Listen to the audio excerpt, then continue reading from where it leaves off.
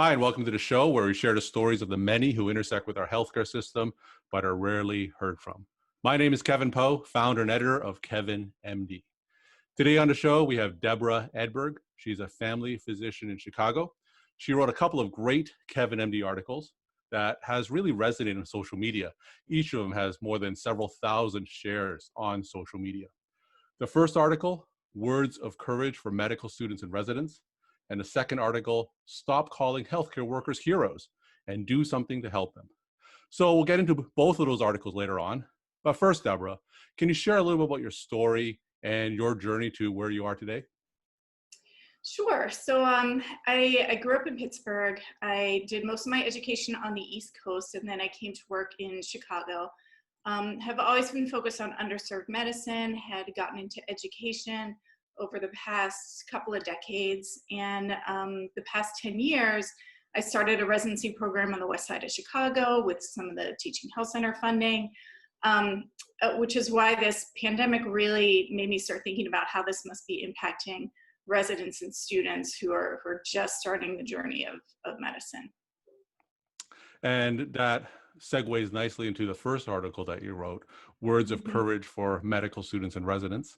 And I read a lot on my own site as well as on various other physician blogs about how medical students and residents are being pushed to the front line. And this may not be what they signed up for. So I was wondering, can you tell me the story behind your article and why did you write it? Yeah, I first started seeing when we were in the midst of the panic that what was happening in Italy and what had happened in China was going to come here, and some of the thoughts in New York about graduating medical students early. And I just know from having worked with residents that first year in internship how challenging that can be, especially in low resource settings, especially when you're not quite sure what you're doing. And I wanted to think of a way to reach them, to offer them some comfort that this is new for us, that we still don't know how to appropriately treat this condition. We don't know how to manage it. And so they are not alone in that, but this being their first experience, they should recognize that bearing witness to what is happening is important, that it's something that has significance and it has value. And that alone may be enough for many of them to get through that first part. Now, you wrote that article back in March, and we Yeah. are now talking at the end of May. So how has the last few months been for your interns and residents? Yeah, so I should have mentioned I actually left that program a few months ago because I have a new job to start a new residency program, but I have been in touch with them. And it's hard. I think that they are feeling frustrated and tired and defeated. They're fortunate that they are protected in a lot of ways, that their program director has made very specific requirements as far as what their protective equipment is before they can round on COVID patients. But even then, the emotional burden has been a lot. And I think that considering that we don't see an end necessarily in sight, it will be ongoing. And so I'm continuing to think about how we who are further along that path, especially in the educational realm, can support them and can help give them space to process what they're going through. So let's go into some details on that. What are some of the things that residency programs can do to help support the interns and residents during this time? Yeah, I think that really it's important to give space to share the experience and the emotional burden of what they're going through. I think to go home, I'm married to someone who's not in the medical field, and he's a wonderful, supportive guy. But it's hard to describe what it's like to sit at the bedside of somebody who is dying, who can't have family members there, who we don't know how to help them. And so to be able to have space with other people who've gone through that same experience, I think is critical. And so I feel like balance groups and support groups are a crucial part of this. I also think that it's important to have time for them to call out, to say, I've reached my max, I need space to move on.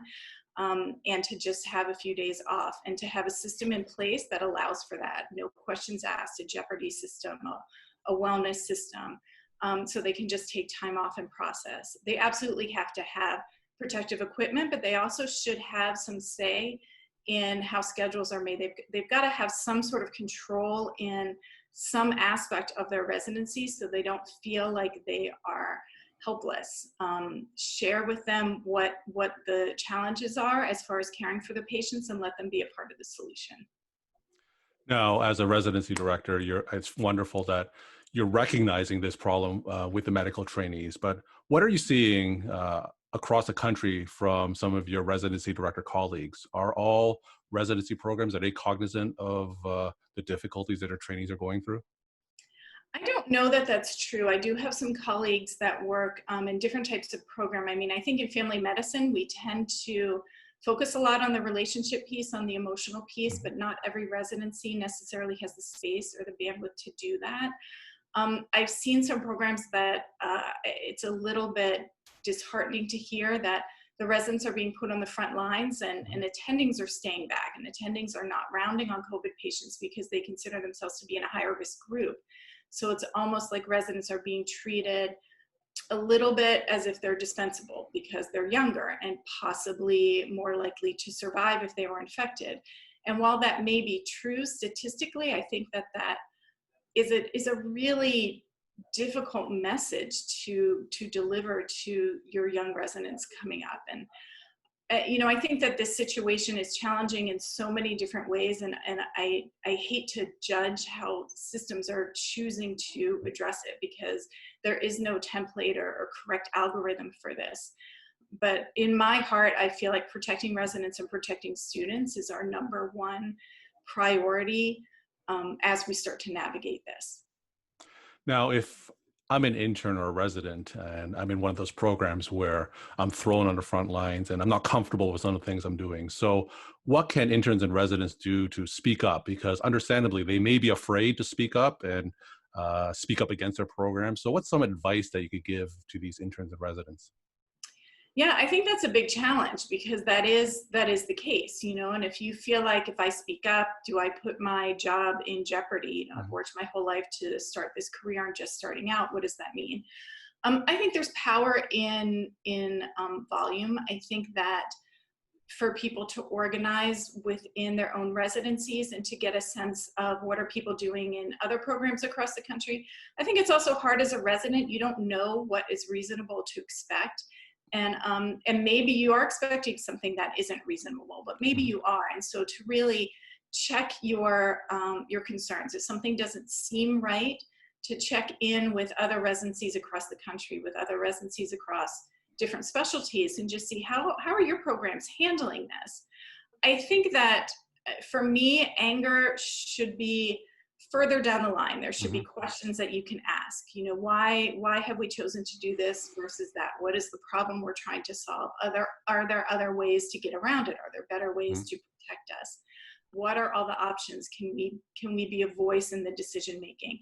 I think that using communication skills and leadership training to better understand, to understand that leadership, this is new for leadership too. Nobody knows what the right answer is. And so to ask the questions first, as far as how a decision was made, to understand all the restrictions and the barriers, and then to ask to be a part of the solution.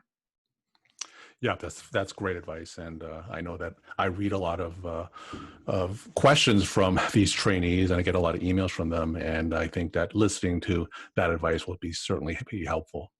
So you wrote a second article on KevinMD, and it's titled "Stop Calling Healthcare Workers Heroes and Do Something to Help Them."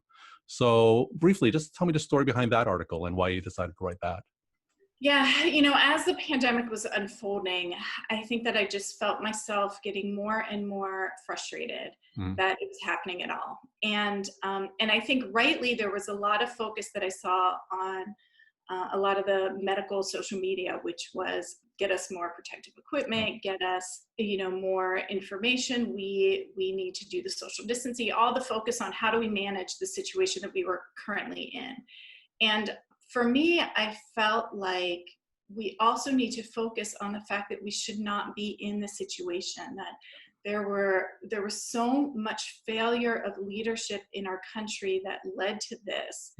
that we cannot discount and we need to pay attention to, because we need to prevent it from happening again. We need to, as citizens, we need to think about what we can do, how we vote for our leaders, how we consider science, but also as physicians, we need to raise our voices to make sure science has the first and foremost voice in handling a scientific crisis or a medical crisis. And I think that as physicians, we tend to sit back often and say, hey, we're doing enough just taking care of patients on the ground and people on the ground. But it allows space for people who don't have the experience or the education that we have to be the forefront in voices. And so really, I just wanted to bring that focus back. And I felt like, I don't want to be considered a hero. I feel like in a lot of cases, healthcare workers are instead being martyred. I mean, we don't have a choice but to go to work every day and do what we need to do. And the fact that we're putting ourselves at risk and our families at risk is not okay. And that hero narrative almost makes it seem like it's okay. And I just felt compelled to be that voice, to let healthcare workers know, you are seen, and we are all here together in this, and we need to make sure that on the other end, this doesn't happen again. Mm-hmm. You talk about the failure of leadership, and I think one of the great tragedies is that science is being politicized. Wearing a mask is being politicized. Now, you're in primary care, and I'm in primary care as well, and I'm seeing more patients who are dubious of science, dubious of the severity of the pandemic. So when you're seeing these patients in the office, what kind of advice can you give to your fellow clinicians on how to approach these patients? Yeah, it's tough. I mean, my patient population is a primarily underserved African-American population, geriatric. And to be honest, my patients are pretty scared. And most of them are just hiding out in their apartments, but they have family members who are younger, who aren't necessarily observing social distancing or masking. Many of them don't have access to masks, and social distancing in many situations isn't necessarily even an option for them. So there are definitely challenges there. I think where I get challenged more about masking and social distancing is in my personal life, in friends and family members or people I know on social media, or because they don't see it. The weather looks nice. It looks nice to go outside. And I'm in Chicago, and we are still surging here. And yet, as soon as the weather gets nice, the lakefront is packed, and people in my neighborhood are running around, and I see kids running in packs, and it is frustrating. And I think that the more that we can continue to be the voice of reason, because I know and I'm sure everybody who is a physician is kind of the resource for our friends and family to say, hey, what do you think about this? I have a cousin who is very conservative, and right when this was rolling out, she lives in Florida, and many of her friends were saying, oh, this isn't going to be a thing. But she called me to say, what do you think? And I said, it's going to be bad. You should go to your house and stay there until we have more information. And so I think there is a certain note that you can hit with people that doesn't alienate them, but draws them in a little bit better. I think it's important to show compassion. I think it's important to understand that sheltering in place, as much as we joke about it, it's not easy. It's really hard, and hard for people in many different ways. I've got little kids here who are trying my patience with their homeschooling. There are people in abusive situations, and people with mental illnesses that staying in your house. It is really, really hard. And we need to validate that. We need to validate those challenges and then reemphasize, and yet this virus doesn't care. We just need more time. This is not forever. We don't need to stay in our homes forever. As far as the masks go, who knows how long that will be, but that doesn't have to limit your ability to do the things you enjoy. That actually can give you some freedom to do the things that you enjoy. And so helping people reframe it in a way that shows compassion for their perspective, but yet continue to reinforce what the science tells us, and to guide people in the scientific process. I have a lot of people who say, well, a month ago we were told this, and now we're told this. Yeah, that's normal. That's as we gain more information. That's okay. You got to stay current on what the latest information is and why we have that information, and just be that voice of reason for people. I think your last point is wonderful. The fact that this is all new for everybody is new for the scientists as well. What we know a month ago may not be true now. A medicine that may or may not have worked a month ago certainly doesn't work now. So I think adding that nuance, adding that reason, and the fact that this is just changing almost on a daily basis is something that we certainly have to emphasize. So my last question: what's the take-home message that you have for the KevinMD audience? I think, assuming that most of your audience, although not all, but are medical professionals, I think that this is our moment to step back into the sunlight and to be the information that the public needs. I think to have platforms like yours and others to start writing, to speak up, to talk to newspapers and media outlets in whatever way that we can get our voices heard and have consistent messaging is critical, because something like this, we need to be the resource that people use to get their information. Well, thank you so much for sharing your insight. Deborah Edberg is a family physician in Chicago. She wrote 2 wonderful KevinMD articles: Stop Calling Healthcare Workers Heroes and Do Something to Help Them, and Words of Courage for Medical Students and Residents. Thank you so much for joining us on the show. Great, thank you for having me.